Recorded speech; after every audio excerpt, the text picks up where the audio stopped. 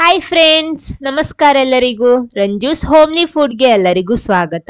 ಇವತ್ತೊಂದು ರುಚಿಕರವಾಗಿರುವಂತಹ evening snack recipe ಜೊತೆ ಬಂದಿದ್ದೀನಿ ನಾನು. ತುಂಬಾನೇ ಸುಲಭವಾಗಿ ರುಚಿಕರವಾಗಿ ಇದು ಮಾಡ್ಬೋದು. ಬನ್ನಿ ನೋಡೋಣ ಏನು ಅಂತ. ಆಮೇಲೆ ನೀವು ಫಸ್ಟ್ ಟೈಮ್ ಈ ಚಾನಲ್ ನೋಡ್ತಿದ್ರೆ ಅಥವಾ ಚಾನಲ್ ಸಬ್ಸ್ಕ್ರೈಬ್ ಮಾಡದೆ ಈ ವಿಡಿಯೋ ನೋಡ್ತಿದ್ರೆ ದಯವಿಟ್ಟು ಚಾನಲ್ ಸಬ್ಸ್ಕ್ರೈಬ್ ಮಾಡಿ. ನೋಡಿ, ಇದಕ್ಕೆ ಮೊದಲು ನಾನೊಂದು ಸಣ್ಣ ಕಡಾಯಿ ಬಿಸಿ ಮಾಡ್ತಾ ಇದ್ದೀನಿ. ಮೀಡಿಯಂ ಫ್ಲೇಮ್ ಅಲ್ಲಿ ಇಟ್ಕೊಳ್ಳಿ. ಅದಕ್ಕೆ ನಾನಿಲ್ಲಿ 1/4 ಕಪ್ ಉದ್ದಿನ ಬೇಳೆ ಹಾಕ್ತಾ ಇದ್ದೀನಿ.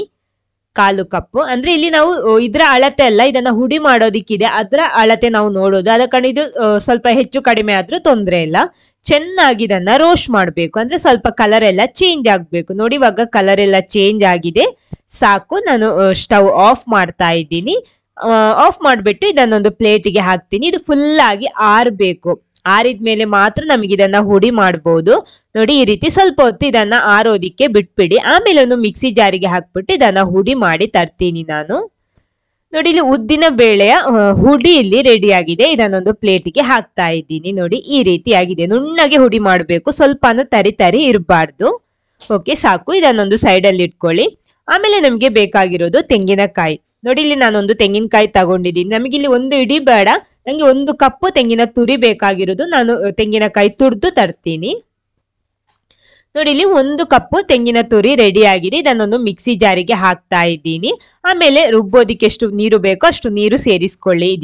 ಇದನ್ನ ಚೆನ್ನಾಗಿ ನುಣ್ಣಗೆ ರುಬ್ಬಿ ತರ್ತೀನಿ ನಾನು. ನೋಡಿ, ಇವಾಗ ರುಬ್ಬಿ ತಂದಿದ್ದೀನಿ. ನೋಡಿ, ಈ ರೀತಿ ರುಬ್ಕೊಂಡಿದ್ದೀನಿ. ನೋಡಿ, ರುಬ್ಬಿದ ತೆಂಗಿನ ತುರಿಯನ್ನ ಒಂದು ಜರಡಿಯಲ್ಲಿ ಹಾಕ್ಬಿಟ್ಟು, ನೋಡಿ ಈ ರೀತಿ ಹಾಕ್ಬಿಟ್ಟು ಇದನ್ನ ಹಿಂಡ್ಬೇಕು. ಒಂದು ಸ್ಪೂನ್ ಅಥವಾ ಕೈ ಉಪಯೋಗಿಸಿ ಹಿಂಡ್ಬಹುದು. ಸ್ವಲ್ಪ ನೀರು ಕೂಡ ಸೇರಿಸ್ತೀನಿ. ಮಿಕ್ಸಿ ಜಾರಿಗೆ ಸ್ವಲ್ಪ ನೀರು ಹಾಕ್ಬಿಟ್ಟು ಅದು ಕೂಡ ಹಾಕ್ತಾ ಇದ್ದೀನಿ. ಇನ್ನು ಚೆನ್ನಾಗಿ ಈ ರೀತಿ ಮಾಡ್ಬೇಕಂದ್ರೆ ನಮ್ಗೆ ತೆಂಗಿನಕಾಯಿ ಹಾಲು ಬೇಕಾಗಿರೋದು. ನೋಡಿ, ಈ ರೀತಿ ಫುಲ್ ಆಗಿ ಹಿಂಡಿ ತೆಗಿಬೇಕು. ನೋಡಿ, ಇಲ್ಲಿ ಫುಲ್ ಆಗಿ ತೆಂಗಿನಕಾಯಿ ಹಾಲು ನಾನು ತೆಗೆದು ರೆಡಿ ಮಾಡಿಟ್ಟಿದ್ದೀನಿ. ಈ ರೀತಿಯಾಗಿದೆ. ನೋಡಿ, ಇಷ್ಟಿದೆ. ಓಕೆ, ಇದನ್ನೊಂದು ಸೈಡ್ ಅಲ್ಲಿ ಇಟ್ಕೊಳ್ಳಿ.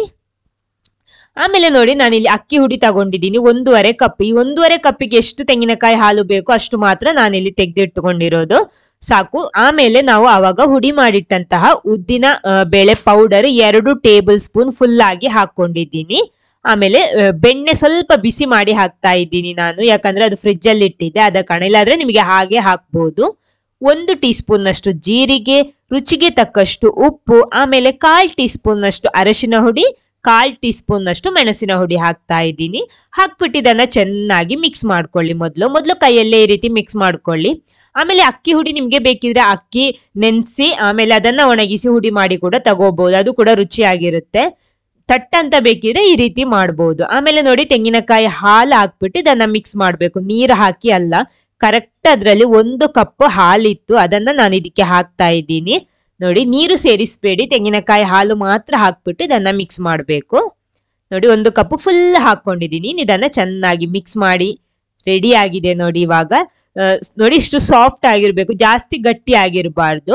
ಆಮೇಲೆ ನಮಗೆ ಬೇಕಾಗಿರೋದು ಒಂದು ಚಕ್ಕುಲಿ ಅಥವಾ ಶಾವಿಗೆ ಮಣೆ.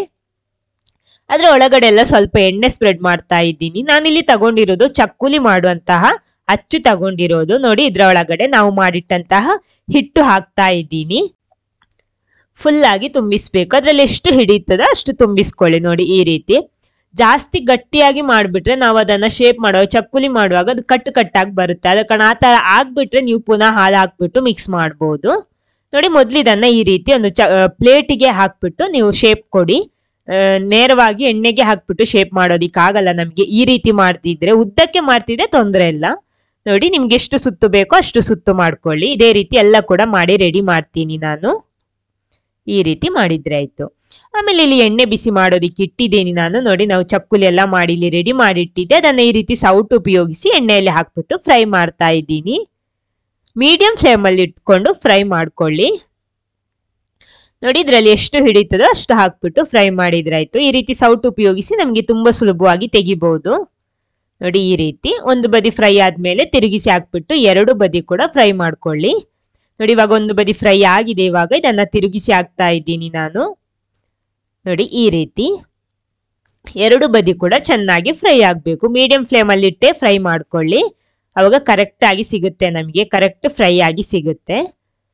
ನೋಡಿ, ಈ ರೀತಿ. ನೋಡಿ, ಇವಾಗ 2 ಕೂಡ ಫ್ರೈ ಆಗಿ ಇಲ್ಲಿ ರೆಡಿ ಆಗಿದೆ. 2 ಬದಿ ಕೂಡ ಚೆನ್ನಾಗಿ ಫ್ರೈ ಆಗಿದೆ. ಈ ರೀತಿ ಇಷ್ಟು ಫ್ರೈ ಮಾಡ್ಕೊಳ್ಳಿ. ನೋಡಿ ಕರೆಕ್ಟ್ ಆಗಿದೆ, ಸಾಕು. ಇದನ್ನ ತೆಗಿತಾ ಇದ್ದೀನಿ. ಉಳಿದೆಲ್ಲ ಚಕ್ಕುಲಿ ಕೂಡ ಇದೇ ರೀತಿ ಫ್ರೈ ಮಾಡಿ ತರ್ತೀನಿ ನಾನು. ನೋಡಿ ಈ ರೀತಿಯಾಗಿದೆ. ನೋಡಿ ಇಲ್ಲಿ ನಮ್ಮ ಚಕ್ಕುಲಿ ಅಂದ್ರೆ ತೆಂಗಿನಕಾಯಿ ಹಾಲು ಅಥವಾ ತೆಂಗಿನಕಾಯಿ ಫ್ಲೇವರ್ ಅಲ್ಲಿ ಮಾಡಿರುವಂತಹ ಈ ಚಕ್ಕುಲಿ ನೋಡಿ ಈ ರೀತಿಯಾಗಿದೆ. ನೋಡಿ ನೋಡೋದಿಕ್ಕೂ ಚೆನ್ನಾಗಿದೆ, ಅದೇ ರೀತಿ ರುಚಿ ಕೂಡ ಸೂಪರ್ ಆಗಿರುತ್ತೆ. ಆ ತೆಂಗಿನಕಾಯಿಯ ಫ್ಲೇವರ್, ತೆಂಗಿನಕಾಯಿ ಹಾಲಿನ ಫ್ಲೇವರ್ ನಮಗೆ ಸಿಗುತ್ತೆ. ನೋಡಿ ಈ ರೀತಿಯಾಗಿರುತ್ತೆ. ನೋಡಿ ಮುಟ್ಟುವಾಗ ಎಷ್ಟೊಂದು ಈಸಿಯಾಗಿ ಹುಡಿ ಹುಡಿ ಆಗುತ್ತೆ ಅಂತ. ಎಷ್ಟು ದಿನ ಬೇಕಿದ್ರು ನಮ್ಗೆ ಇದನ್ನ ಸ್ಟೋರ್ ಮಾಡಬಹುದು. ಓಕೆ, ಈ ವಿಡಿಯೋ ನಿಮ್ಗೆ ಇಷ್ಟ ಆದ್ರೆ ಖಂಡಿತ ಲೈಕ್ ಮಾಡಿ, ಎಲ್ಲರ ಜೊತೆ ಶೇರ್ ಮಾಡೋದಕ್ಕೂ ಮರಿಬೇಡಿ. ಓಕೆ, ನೀವು ಟ್ರೈ ಮಾಡಿ. Thank you.